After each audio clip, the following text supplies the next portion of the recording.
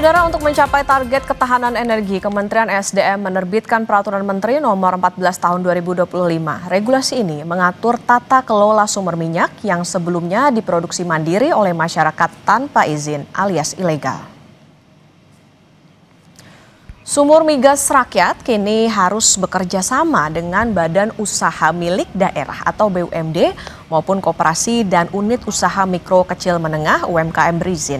Artinya masyarakat tidak boleh lagi mengebor sumur secara mandiri. Praktik produksi minyak rakyat selama ini rentan risiko keselamatan dan kerusakan lingkungan. K3S atau kontraktor kontrak kerjasama seperti Pertamina dan perusahaan swasta lainnya akan dilibatkan. Sampai saat ini, saudara, setidaknya ada 45.000 sumur migas rakyat yang sudah terdata. Jadi kami sejak bulan Juni di dalam proses, ini kan permennya 10 Juni ya. Jadi setelah itu kita melakukan sosialisasi, terutama promosi berdasarkan kinerja produksi, kemudian kondisi daripada K3S, komunikasi kami juga dengan K3S yang bersangkutan. Kemudian kami promosikan ada sekitar paling tidak 16 lapangan yang memang berpotensi untuk dilakukan kerjasama teknologi. Salah satu perusahaan yang bergerak di produksi minyak yaitu Pertamina Hulu Energi bilang K3S memiliki peran penting mendampingi BUMD, koperasi, bahkan UMKM dalam mengelola sumur rakyat. K3S bertanggung jawab memastikan seluruh kegiatan produksi dijalankan sesuai dengan standar teknis dan keselamatan di industri hulu migas. Ya, kalau tadi ya, kalau lihat bisnis proses yang panjang, sebenarnya kita sebagai K3S itu ada di ujungnya. Kan tadi ada persetujuan dari bupatinya, persetujuan dari menterinya. Tapi pada prinsipnya once itu cepat, ya kita juga akan mensupport itu dan menerima gitu ya.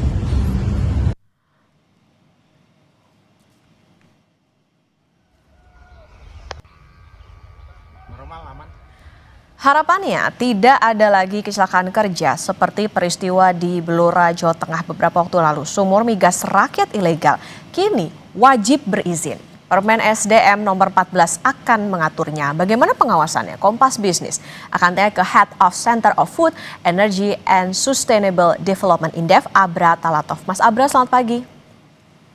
Selamat pagi, Mbak Okta. Oke, Mas Abra, sumur rakyat wajib legal dengan pendampingan dari K3S. BUMD, UMKM, koperasi ini bisa ngelola. Gimana pengawasannya? Koperasi seperti apa yang punya kapasitas buat mengelola sumur migas?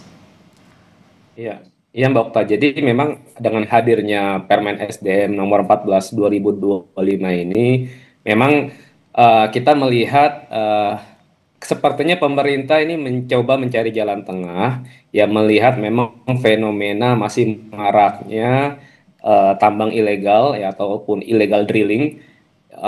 Fenomenanya ini real di masyarakat sehingga ini memiliki dampak yang luar biasa besar buat lingkungan, buat keselamatan pekerja bahkan masyarakat sekitar, dan juga dampak negatif terhadap potensi hilangnya penerimaan negara dan lain sebagainya. Jadi memang pilihannya kan cuma dua, menegakkan peraturan, menghilangkan adanya praktek tambang ilegal tadi, atau mencari jalan tengah dengan tetap memberikan kesempatan kepada tambang masyarakat dengan meningkatkan keselamatan, meningkatkan standar keamanannya, HSE-nya.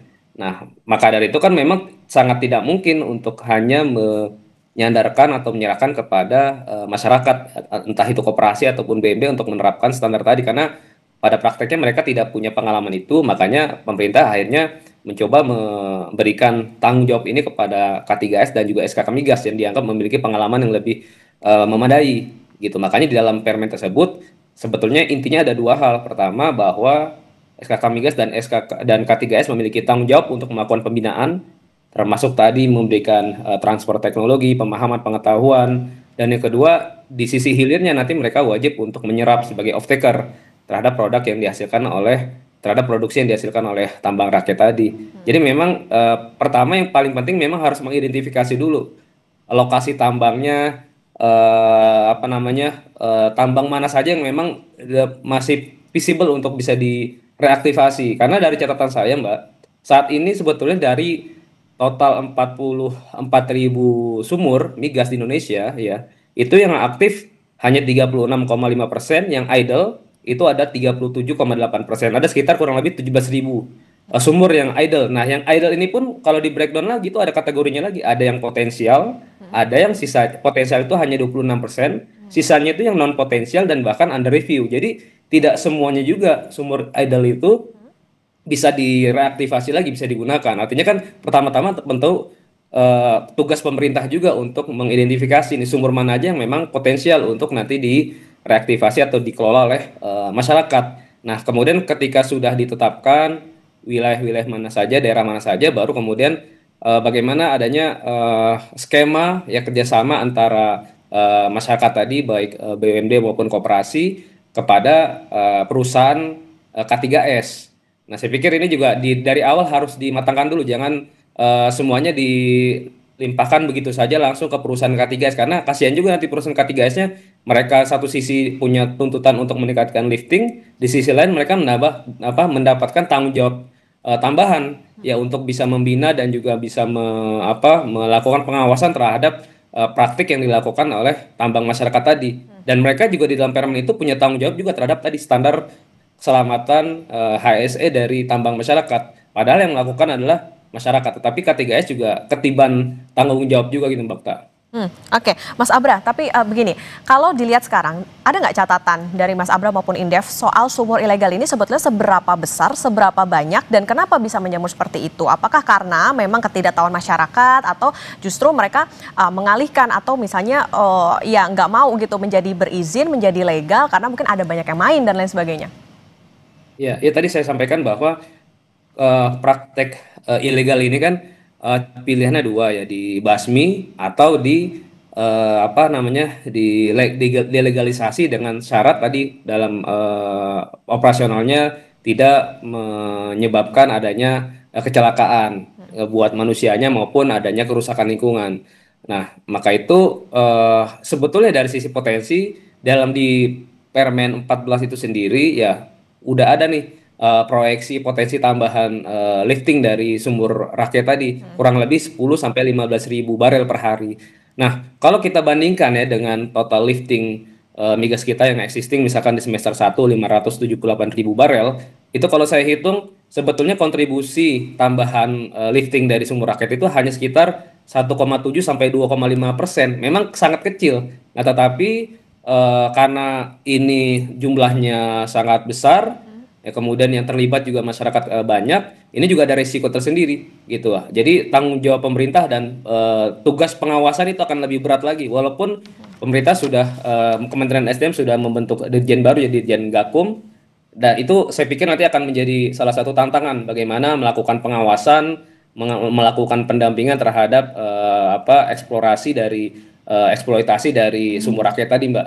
Saya pikir itu nanti akan jadi PR baru buat pemerintah. Oke, potensi tambahannya sebetulnya relatif kecil, 1,7 sampai 2,5%. Tapi gimana Mas? Apa kalau tadi dikatakan masih ada PR? Mengingatkan kalau tambang rakyat tentu ya bisa dibilang nggak pakai teknologi secanggih misalnya punya Pertamina gitu. Ya, ya betul. Jadi itu tadi salah satu isunya juga bagaimana SKK Migas ya, dan juga K3S dengan pengalamannya itu bisa melakukan transfer teknologi, transfer pengalaman kepada tambang rakyat tadi. Tentu yang pertama yang akan dibutuhkan pastinya adalah dari sisi pendanaan pembiayaan. Nah, bagaimana pemerintah juga bisa mendesain ya akses pembiayaan bagi BUMD ataupun koperasi ataupun UMKM untuk bisa melakukan kegiatan eksploitasi tadi di wilayah kerja di milik K3S. Nah, dan di samping aspek pendanaan, yang kedua juga dalam hal pengadaan alat-alat. Nah, ini juga kan mereka tentu masih sangat minim informasi ataupun akses ya terhadap kebutuhan untuk alat-alat yang utamanya yang aman, yang bisa digunakan dan juga produktif, bisa menghasilkan lifting yang lebih produktif. Nah, itu juga akan menjadi tambahan tugas baru ya bagi perusahaan K3S. Nah, kemudian yang ketiga juga dari sisi keekonomian ya bagaimana mereka bisa mengetahui lapangan mana yang memiliki marginal tinggi. Jadi kan tentu tadi saya sampaikan ada yang potensial, ada yang tidak potensial. Ketika mereka sudah mendapatkan pendanaan, kemudian juga membeli alat-alat tadi, kemudian ternyata dalam hasilnya nanti tidak sesuai dengan target, resikonya siapa yang menanggung? Gitu. Oke. Apakah BUMD atau koperasi tadi siap menanggung resiko kegagalan produksi? Itu dari sisi volume atau bahkan yang kedua juga dari sisi kualitas. Ini juga penting karena kan nanti K3S memiliki kewajiban untuk mengabsorb ya, untuk membeli produk produksi dari tambang rakyat tadi. Nah, secara volume apakah sudah sesuai dengan kontrak? Yang kedua secara kualitas juga apakah memenuhi dengan kriteria ataupun spek yang memang dijaga oleh perusahaan K3S, karena kan nanti akan dijual lagi gitu Mbak. Jadi Oke. saya pikir ini salah satu isu di hilirnya terkait dengan kualitas juga penting. Oke, berarti tadi catatannya adalah nggak cuma soal transfer of knowledge, tapi juga bagaimana hitung-hitungannya harus tepat sasaran juga supaya jangan sampai yang nggak potensial justru dapat biaya yang sama dengan yang justru potensial untuk tadi mencapai target lifting minyak. Mas Abra, kemudian juga dengan kualitas minyak yang dihasilkan seperti apa nantinya supaya bisa menghasilkan minyak yang baik begitu. Lalu bagaimana dengan transparansi pembentukan harga minyak mentahnya? Ya, ya, saya pikir ini masalah transparansi harga ini menjadi faktor krusial juga selain masalah HSE tadi, karena dengan transparansi ini juga akan bisa melahirkan ya market integrity. Jadi ini akan dilihat juga oleh investor bagaimana iklim investasi di sektor hulu migas kita gitu, karena walaupun ini kecil tetapi kan pastinya akan disorot karena volumenya tadi sebaran wilayahnya yang sangat besar. Makanya di dalam Permen SDM tersebut memang sudah ditetapkan bahwa harga pembelian dari minyak sumur rakyat itu 80% dari ICP. Nah, tetapi kan itu juga sangat bergantung dengan kualitas. Karena kualitas itu juga akan menentukan nanti harga jualnya lagi oleh K3S.